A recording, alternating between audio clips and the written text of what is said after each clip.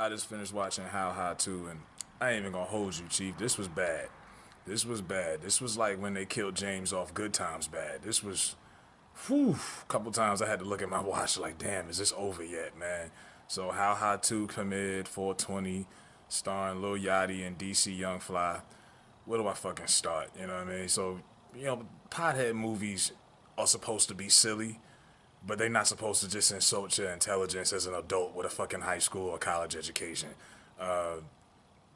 You goes back to Cheech and Chong, Up in Smoke, Friday, Half Baked, How High, the original. There's a dozen of them. There's plenty of pothead smoke movies, whatever. They're supposed to be silly, but not just don't make fucking sense. And this one didn't make any sense at all. I felt like I lost several brain cells watching this film. So, to me, first of all, it shouldn't have had nothing associated with the first How High because you already got high expectations. They should have just changed this to something different and just made it what it was. It had nothing to do with How High. It should have been called How Low for the low budget, the low amount of laughs that I had, and just the low quality of the film. I mean, a fifth grader could have wrote a better script than this with a composition notebook and a pack of Corolla crayons. This was bad, man. And I'm not knocking any of the niggas who was in it. Lil Yachty, trying to start himself into the movie business. DC Young Fly, Young Comic. To me, he's not the funniest nigga, but I can't not think of Chris Tucker when I see him for some reason. The voice, the cadence is just too much. It's like Chris Tucker all over again, but not as funny. It starts off, Lil Yachty is working at Zesto's Chicken, gets fired because he gets finessed by these two girls. Uh, he goes to get a bank loan. They won't get him because he can't get a proper shirt. Lil DC Young Fly is a Uber driver selling bat weed. His weed connect is Deray Davis. Deray was the only person who really provided some real laughs on this. I give him that. Deray gave them a little something.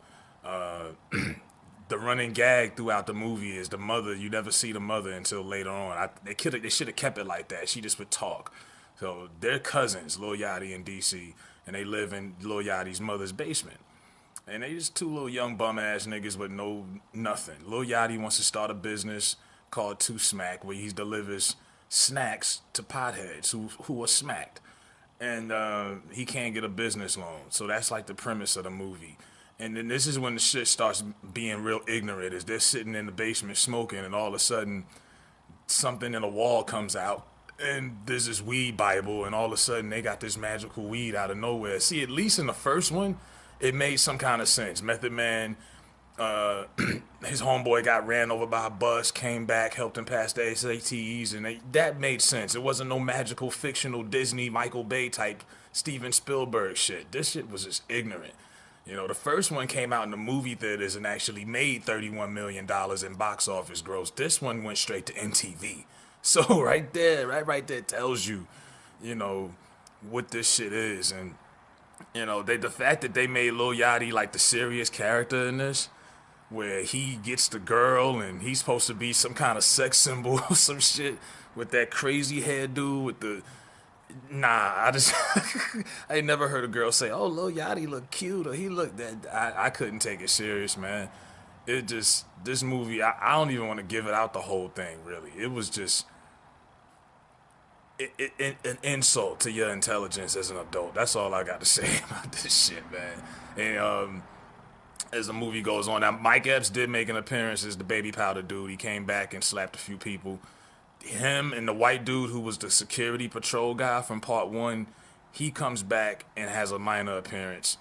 But that's it. There's really no association with the first one. So I'm like, why piggyback and even call it How High 2? Just call it something else, dog. Like, this shit ain't got nothing to do. Now I understand they had to replace Method Man and Redman because they older now. They almost 50 years old. It just would have looked stupid.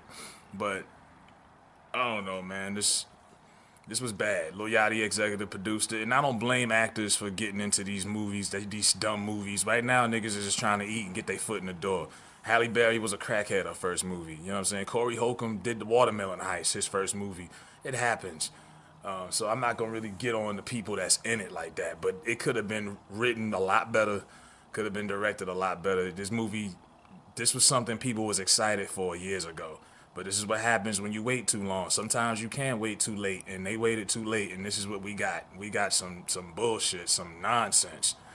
And then, like I say, the movie, they get the magical weed, everything gets growing, they become big time dealers, everybody's smoking their shit, and then this company called Fi, they steal a weed and they go corporate and make it legal, and at the end of the movie, they get their shit back together. The fairy tale ending, and then some random appearance black youngster performs, and that's the end of the movie. It was like, wow, like MTV.